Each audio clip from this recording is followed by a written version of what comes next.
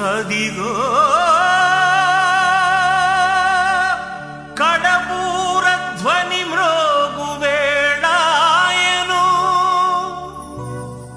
నా ప్రాణనాథ నీరాకకై నేను వేచియున్నాను నా జీవదాత నా జీవదాత నీ పిలుపుకై నేను కనిపెట్టుచున్నాను నీ పిలుపుకై నేను కనిపెట్టుచున్నాను.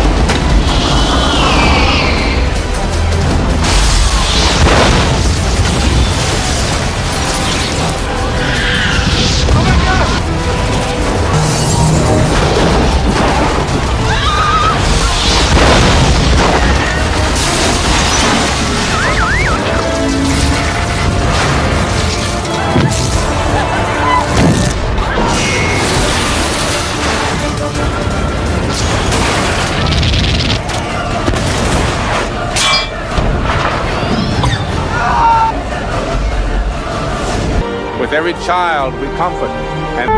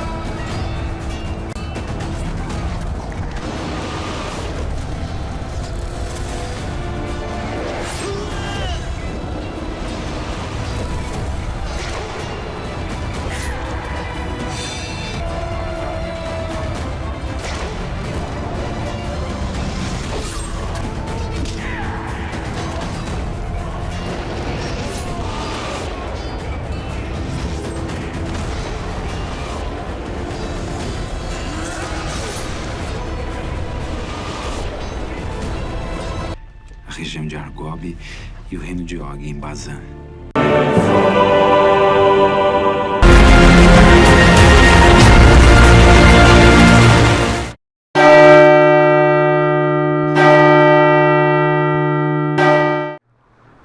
ఆయన చేతుల్లో మేకులు కొట్టించుకొని నీ దరిద్రత తొలగించి నీ పాపం క్షమించి నీ శాపాన్ని తానే భరించి నిన్ను పరిశుద్ధుడిగా చేస్తే ఆయన మహిమ వస్త్రాన్ని కప్పితే ఈ లోకంలో పాపంలో పడిపోయావు కదా.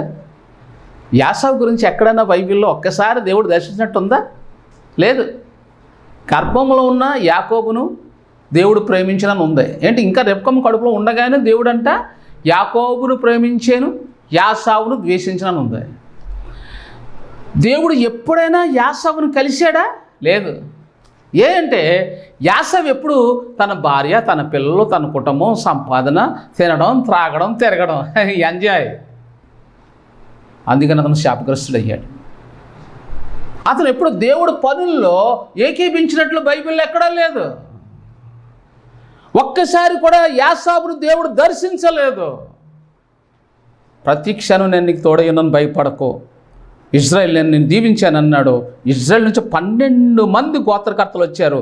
అదే 12 రాళ్ళు తీసి ఇక్కడ బలిపీఠం కట్టాడు. ఒక సంఘంలో ఎన్నో వంశాలు ఉంటాయి. ఉదాహరణగా మీ సంఘంలో 12 గోత్రాలు ఉన్నాయి అనుకోండి. 12 కులాల వాళ్ళు ఉన్నారు, 12 గోత్రాలు అంటారు. ఇప్పుడు ఇందులో 7 మాత్రమే వాక్యానుసారంగా వెళ్తున్నారు. దైవజనుడు ఏది చెప్తే అది వింటున్నారు, దాని ప్రకారం ఫాలో అవుతున్నారు. ఇంకొక 5 ఫాలో అవ్వడం లేదు. ఇంకొక 5 వ్యతిరేకిస్తున్నారు. 5 గోత్రాల వారు వ్యతిరేకిస్తున్నారు, 7 గోత్రాల వాళ్ళు ఏకీపిస్తున్నారు. ఏకీపించిన వాళ్ళ జీవితంలో బలిపీఠం ఉంది, దేవుని స్వరం ఉంది, ఆశీర్వాదం ఉంది, న్యాయపీఠం దగ్గర వాళ్ళకి కిరీటాలు ఉన్నాయి. వ్యతిరేకించే వాళ్ళు ఎవరైనా ఆ గోత్రంలో శాపం ఉంది. యాసావుకి ఇచ్చిన శపితమైన భూములు ఉన్నాయి. వాళ్ళకి లగ్జరీ లైఫ్ ఉంటుంది, కానీ చచ్చిపోయాక ఆ క్రైస్తవులకి తీర్పు, ధవల సింహాసనం, నరకం ఉంటుంది. వాళ్ళు చాలా హ్యాపీగా ఉన్నారండి అని అనుకోకండి. వాళ్ళు పాపంలో చీకట్లోంచి నరకానికి వెళ్ళిపోతున్నారు. వాళ్ళు క్రైస్తవులే, వీళ్ళు క్రైస్తవులే. ఈ రైట్ సైడ్ ఉన్న వాళ్ళు ఆజ్ఞను అనుసరించి దైవజనుడిని ప్రేమించి దైవజనుడు చెప్పిన ప్రతి మాట ఎల్లా వాళ్ళు అనుసరించి ముందుకెళ్ళే వాళ్ళే అబ్రహాము వంశీయులు. 12 గోత్రాల్లో ఉన్న వాళ్ళందరూ కరెక్ట్గా లేరు. ఆ 12 రాళ్ళు పడద్రోయబడ్డాయి. క్రింద ఉన్న పడద్రోయబడిన ఆ రాళ్లను ఏలియా పైకి తీసాడు, కింద పడిపోయినాయి అవి. అందుకని ఆ ఊర్లోకి ఏమొచ్చింది? బలిపీఠం ఎక్కడా లేదు. ఉన్న ఒక్క బలిపీఠం పడద్రోయబడుతుంది. అంటే దాని అర్థం ఏంటి? దేవుని ఆరాధన లేదు, భయభక్తులు లేవు, కన్నీరు లేదు, ఉపవాసం లేదు, ఆరాధన లేదు, సహవాసం లేదు. కాబట్టి ఊర్లో ఏమొచ్చింది? క్షేమం, కరువు వచ్చింది. దైవజనుడు వచ్చి ఏమన్నాడు? 3.5 సంవత్సరాలు ఆకర్షం వర్షం కురవదు. ఈయనకి ఆకలే, ఈయన కూడా వచ్చేసింది కరువు. బలిపీఠం లేదండి. ఒక కుటుంబంలో దైవజనుడు ప్రతి నెల వెళ్ళి 3 లేదా 7 లేదా 9 లేదా 12 మంది నీ ఇంట్లో, ఓ సహోదరి, నీ ఇంట్లో ప్రతి నెల ఆరాధన చేయించుకో. నువ్వెవరమైనా సరే 3 దైవజనులను పిలుచుకో, 7 పిలుచుకో, 9 పిలుచుకో, లేదా 12 మందినైనా పిలుచుకో. ఈ అభిషేకం వల్ల నీ ఇంట్లో సుగంధం, పరిమళాలు వికసిస్తాయి. వాళ్ళ అభిషేకించబడిన దైవజనులు కాబట్టి అభిషేకం నీ ఇంట్లో ఉండిపోతుంది. వాళ్ళు వెళ్ళిపోతారు, కానీ వారి మీద ఉన్న వాగ్దానాలు నీలో ప్రారంభమవుతాయి. నీలో సుగంధ పరిమళాలు విస్తరిస్తాయి. అది నీ పిల్లల్లో, నీ కుటుంబంలో ఆరోగ్యంగా వికసిస్తుంది, ఆరోగ్యం వస్తుంది. మంచం మీద ఉన్న వాళ్ళు లేపబడతారు. నీ పిల్లలు ఉద్యోగస్తులుగా మార్చబడతారు, లేదా ప్రవక్తలుగా మార్చబడతారు. ఉన్నత స్థాయికి వెళ్ళిపోతారు. ప్రపంచ స్థాయిలో వాళ్ళు ఉన్నత స్థాయికి వెళ్తారు. గొప్పవారుగా పిలువబడతారు. అందరూ కూడా వాళ్ళకి శాల్యూట్ చేస్తారు. నీ జీవితంలో కానీ నీవు ఈ వాక్యాలు కానీ దీని ప్రకారంగా నువ్వు చేయగలిగితే ఈ రోజు నుంచి దేవుడు నిన్ను అభిషేకించి అత్యున్నతమైన స్థితిలో పెట్టడానికి ఆయన ప్రారంభించను గాక. నువ్వు ఏకీభించగలిగితేనే, నువ్వు ఈ సహవాసంలో పాలు పంచుకోగలిగితేనే, లేదంటే నీకు ఈ అవకాశం ఉండదు. ఏంటి ఈ అవకాశంలో ఉన్నది? ఈ అవకాశంలో ఇందులో ఉన్నది ఆర్థికంగా దేవుడు నిన్ను ఆశీర్వదిస్తాడు, అనేకులకు దీవెనకరంగా మార్చేస్తాడు. నువ్వు ఎక్కడ అడుగు పెట్టినా బంగారు పంట పండుతుంది. నువ్వు ఎక్కడికి వెళ్ళినా నువ్వు ఏది చెప్తే అది దేవుడు అమలు చేస్తాడు. అది అభిషేకం అంటే. అభిషేకం అనేది ఇక్కడ బైబిల్లో రాసున్న మాట మనం గమనిస్తే, యెహోవా అగ్ని, 1 రాజుల గ్రంథం 18:38 వచనంలో 12 రాళ్ళు ఎప్పుడైతే నిలబెట్టాడో, యెహోవా అగ్ని అంటే దేవుడు నివసించే దగ్గర నుంచి వచ్చే అగ్ని వేరు. అది ఒక్కసారే వచ్చింది భూమి మీదకి. అది ఏలే కాలంలో వచ్చింది. అది ఏం చేసింది? దుష్టులను, చెత్తను, సైతాన్ రాజ్యాన్ని కాల్చివేసింది. యెహోవా అగ్ని కానీ నీ జీవితంలో కురిస్తే నీలో ఉన్న చెడు తలంపులు కాలిపోతాయి, మసైపోతాయి, చెడు జీవితం అంతమైపోతాయి, రోగాలు గతించిపోతాయి, నశించిపోతాయి. నీలో ఉన్న ప్రతి చెత్త, ప్రతి అనుమానం, ప్రతి వేదన, దుఃఖం తొలగించబడి నీ జీవితంలో పరిశుద్ధాత్మ సంతోషం నాట్యంగా నీవు నాట్యం చేస్తావు. అనేకులకి హెచ్చరికగా ఉండిపోతావు. యెహోవా అగ్ని, ఆకాశం నుంచి అతను ప్రార్థించగా అగ్ని దిగి వచ్చిందని లేదు ఇక్కడ. యెహోవా అగ్ని దిగి వచ్చింది అంటే ప్రత్యక్షంగా అగ్ని దేవుని దగ్గర నుంచి వచ్చింది. అది ఎలాంటి అగ్ని అంటే శత్రువులకు భయం,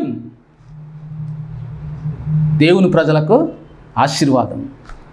మరి మొదటి సమూయేలు గ్రంథం 16:13 యెహోవా ఆత్మ, యెహోవా ఆత్మ వెలుగు కలుగా కంటే వెలుగు కలిగింది.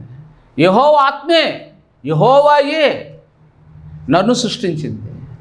ఆకాశంలో శూన్యములో సూర్యచంద్ర నక్షత్రాలను కలిగించింది. శూన్యములో ప్రకృతిని కలిగించిన ఆత్మ యెహోవా ఆత్మ. యెహోవా ఆత్మ నీ మీదకి వచ్చిందనుకో,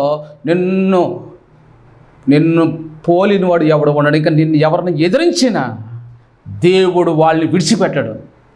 వాళ్ళు ఏమవుతారనేది తర్వాత విషయం. నీవు రోషం కలిగి ఉంటావు. యెహోవా ఆత్మ నీ మీదకి వచ్చిందా, నువ్వు ఖచ్చితంగా నువ్వు అన్నదే జరుగుతుంది. ఈనాడు సేవకుల మీద యెహోవా ఆత్మ లేదు. ఎందుకంటే వాళ్ళు డబ్బు దాచుకునే పనులు ఉన్నారు కదా, యెహోవా ఆత్మ లేదు. ఇంకో విషయం చెప్పనా, దైవజనులు ప్రార్థిస్తున్నారు కానీ యెహోవా అగ్ని వాళ్ళ మధ్యకి రావడం లేదు. అంటే చెత్తలాగా ఉంటుంది, వారిలో మార్పులు చెత్త ఉంటుంది.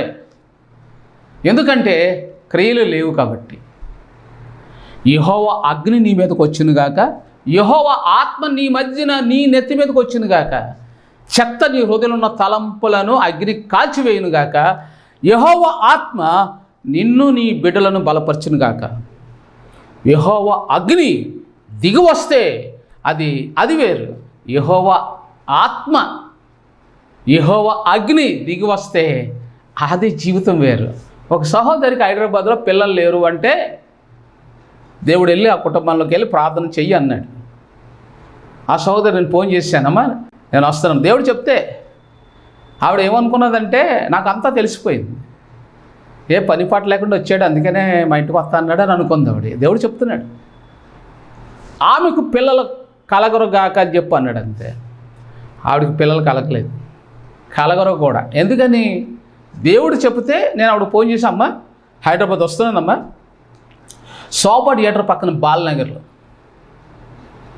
నేను వచ్చి ప్రార్థన చేస్తానమ్మా, మేము ఇద్దరు వస్తున్నాం, నా భార్య నేను, మేము అభిషేకించబడ్డాం, నా భార్య కూడా అభిషేకించబడింది.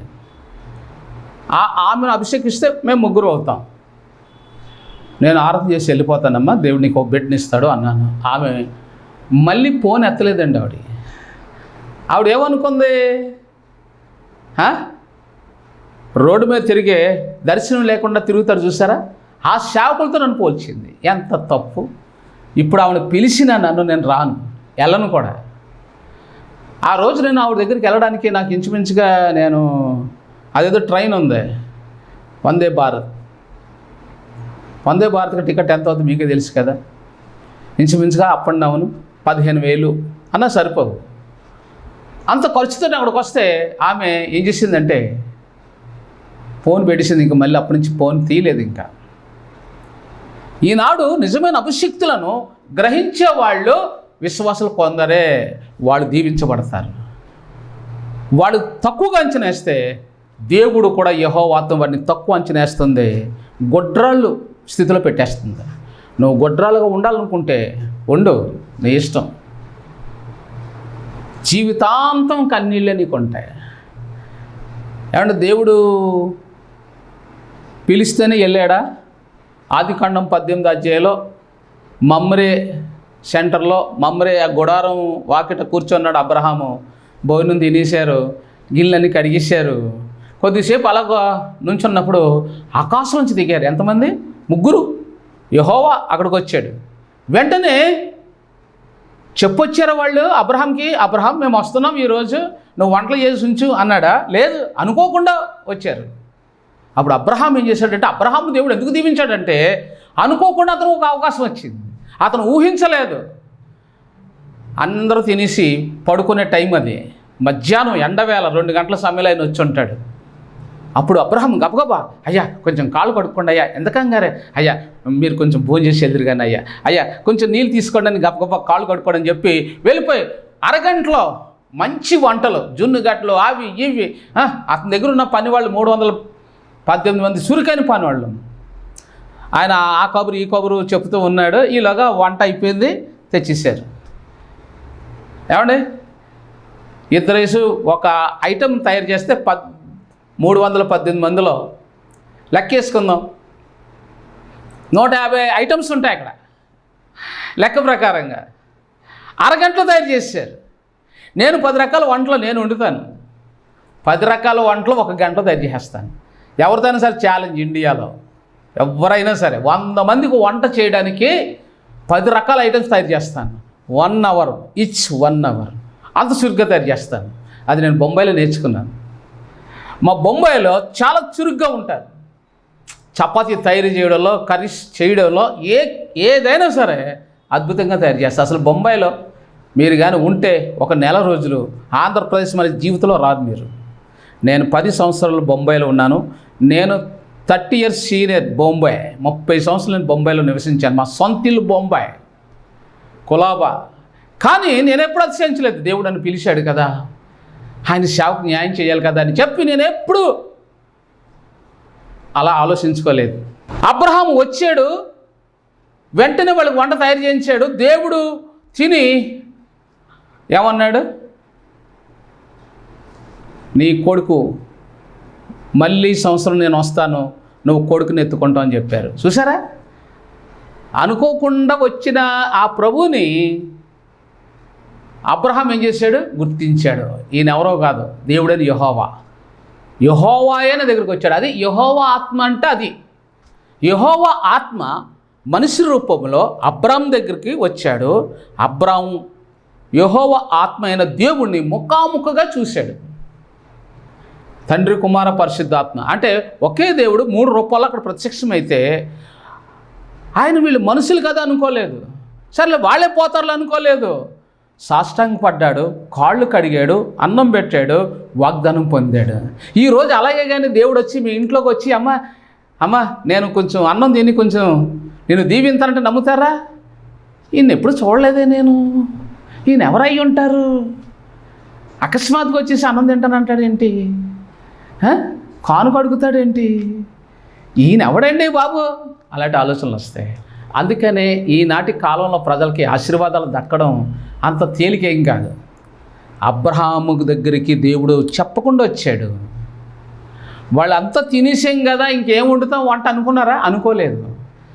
అబ్రహాం దగ్గర ఏమీ లేనప్పుడు దేవుడు వచ్చాడు.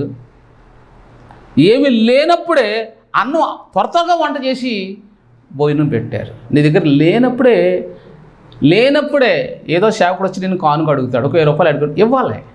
లేనప్పుడు అడుగుతారు. ఓ 10,000 అడిగారు అనుకోండి, ఇది నా అదృష్టం అనుకోవాలి. లేనప్పుడే వచ్చి అడుగుతారు. ఏదోలా చేసి లేదు అన్నాం అనుకో, నీ జీవితానికి ఎప్పటికీ ఉండదు, ఇంకా ఏమీ ఉండదు, అంత దరిద్రతే. చాలామంది సహోదరులు నాతో అంటే మా దగ్గర ఏమీ లేదు బ్రదరు, ఏమనుకోకే అంటారు. నాకెందుకు కావాలమ్మా నీ సొమ్ము? సహోదరు, నేను నీతో చెప్తున్నా, నాకేం అవసరం లేదు నీ డబ్బులు. దేవుడు అడగమంటేనే అడిగాను. రాత్రికట దేవుడు వచ్చి నాకు 1,00,000 రూపాయలు కావాలి ఇయ్యమ్మా నిన్నంటే నువ్వేమంటావు? ఇవ్వలేను ప్రభు అంటావా? ఆ 1,00,000కు ప్రతిగా ఆయన నీకు 1,00,00,000 రూపాయలు ఇవ్వాలనుకుంటాడు. అసలు నిన్ను పరీక్షించడానికి అలాగ అడుగుతాడు. ఒక 20,000 ఇస్తావా అని అడుగుతాడు. ఈరోజు ఈ వాక్యం వింటున్న నీ జీవితంలో ఒక విషయం మర్చిపోకు. ఇందులో 12 ఐటమ్స్ ఉన్నాయి. నిర్గమకాండం 30 అధ్యాయంలో 1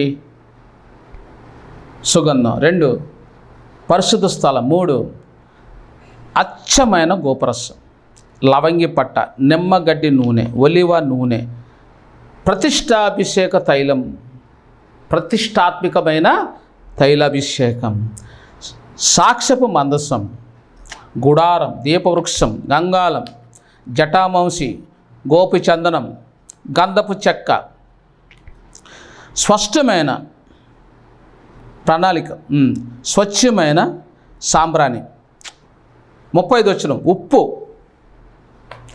నెక్స్ట్ కరుణాపీఠం అంటే అది ఎక్కడుంది? 6వ వచనంలో ఉంది. సాయంకాలమున ఆరాధన ఎప్పుడు కూడా సాయంకాలం చేయాలి, అది 8వ వచనంలో ఉంది. ప్రాయచిత్తార్థమైన పాప పరిహారార్థ బలి రక్తము వలన, ఎన్నో వచనం? 19వ వచనం. ఇత్తడి గంగాళం నీళ్ళ నింపవలెను, చావుక బ్రతుకున్నట్లు కాళ్ళు చేతులు కడుక్కొనవలెను. అర్థమైందా మీకు? నీ కాళ్ళు ఉన్న దోషాన్ని కడుక్కోవాలి అంటే నువ్వు మందిరానికి చురుగ్గా వెళ్ళాలి. ఒక్క నిమిషం లేటుగా వెళ్తే నీ కాళ్ళు దోషం ఉందన్నమాట. ఒక్క నిమిషం మిస్ అయితే నీ కాళ్ళలో పాపం ఉంది, నీ ప్రార్థన దేవుడు వినడం. నువ్వు చావుకు బ్రతుకున్నట్లు తీర్పుకి వెళ్లకుండా శాపం పొందకుండా ఆశీర్వదించబడాలంటే నీ కాళ్ళు కడగబడాలి. గంగాళము అనంటే యేసుక్రీస్తే, అందులో ఏముంది? నీళ్లు ఉన్నాయి, నింపవలెను. నువ్వు చావుకు బ్రతుకున్నట్లు అంటే వాక్యము నిన్ను బ్రతికిస్తుంది. వాక్యపు స్నానం చేత నువ్వు అనుదినము ఏం చేసుకోవాలి? నీ చేతులు కడుగు. ఇచ్చడి త్వరగా నీ చేతులు పవిత్రంగా ఉంటాయి. దేవుని సన్నిధికి వెళ్ళడం త్వరగా నీ కాళ్ళు పవిత్రంగా ఉంటాయి. అనేకులు సువార్త ప్రకటించడం త్వరగా నీ కాళ్ళు పరిమళిస్తాయి. నీ కాళ్ళల్లో ఉన్న నొప్పులు, నీ ఒంట్లో ఉన్న నొప్పులు ఎప్పుడు తొలగించబడతాయంటే తెలియని ప్రజల దగ్గరికి వెళ్ళి నీ కాళ్ళు సువార్త ప్రకటించినప్పుడు, అభిషేకులతో కలిసి ఆరాధన చేసినప్పుడు, నీ కాళ్ళు చేతులు పైకెత్తి ఆరాధన చేసినప్పుడు, 2 చేతులు పైకెత్తి ఆరాధన చేసినప్పుడు నీ చేతులు ఏం చేయబడతాయి? అభిషేకించబడతాయి. నువ్వు ఎంతమందితో ఆరాధన చేస్తావో అంత సుగంధంగా నువ్వు మారిపోతావు. ఇక్కడ రాస్తున్న వాక్యములో ఇత్తడి గంగాళం నీళ్లతో నింపవలన, చావుకు బ్రతుకున్నట్లు. 25వ వచనం. వాటిని ప్రతిష్టాత్మిక అభిషేక తైలముగా అగును. అంటే నీ జీవితంలో ఏముండాలి? ప్రతిష్టాత్మిక అభిషేక తైలం మగును. ఇది 25వ వచనంలో ఉంది. అంటే నువ్వు అభిషేకులతో కలిసి ఎప్పుడైతే ఆరాధన చేస్తావు, అభిషేకులతో కలిసి నువ్వు ఎప్పుడైతే దేవుని పనిలో ముందుకెళ్తావో, నీ ఇంట్లో ఎప్పుడైతే నిజమైన దర్శనం, నిజమైన అభిషేకం, బలమైన అభిషేకం, దర్శనం, దేవుడితో నడిచే వాళ్ళ అభిషేక కాళ్ళు నీ ఇంట్లో ఎప్పుడైతే పడతాయో, నీ మందిరంలో ఎప్పుడైతే వస్తాయో, అప్పుడు నీ సంఘం దీవించబడుతుంది, విస్తరించబడుతుంది. నీ కుటుంబంలో కొరతలను తీర్చబడుతున్నాయి. ఈరోజు నేను చెప్తున్నాను, నా జీవిత ప్రయాణంలో 45 సంవత్సరాలు ఇండియా మొత్తం ఏ సంఘంలోకి వెళ్ళి ప్రార్థన చేశానో, వాక్యం చెప్పానో, 100 మంది ఉన్న సంఘం 1000 మందిగా మార్చబడ్డారు. సంతానహీనులు సంతానం పొందుకున్నారు, రోగులు స్వస్థ పొందారు. నేను ఇక్కడతో ఆగిపోయాను. ఇక నేను ఇంకా ఏ గృహానికి, ఏ మందిరానికి వెళ్ళే అవకాశం నాకు లేదు. ఎందుకంటే 45 సంవత్సరాలు వాళ్ళు పిలకుండా కూడా నేను వెళ్ళి ప్రార్థన చేసి వచ్చాను. వాళ్ళు చిన్న చూపు చూసిన దేవుడు చూసుకున్నాడు. నన్ను బాగా చూసుకున్న వాళ్ళు దేవుడు వాళ్ళని దీవించిన గాక. కొంతమంది తక్కువ అంచనా వేశారు. వాళ్ళు నా కానుకలు ఇవ్వకపోయినా, నా ఛార్జీలు ఇవ్వకపోయినా నేను ఉచితంగా వాళ్ళకి సువార్త ప్రకటించి వచ్చేసాను చాలా ప్రాంతాల్లో, ఇండియాలో.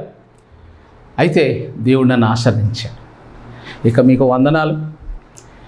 మీరు పిలిచిన మీ ఇంటికి నేను రాను, మీ మందిరం కూడా నేను రాను. ఎందుకనంటే నా పని అయిపోయింది. ఇప్పుడు నేను ఏకాంతంలో ప్రార్థిస్తూ ఉన్నాను. నేను ప్రత్యక్షపు గుడారంలో దేవుని బలిపీఠం కడుతున్నాను.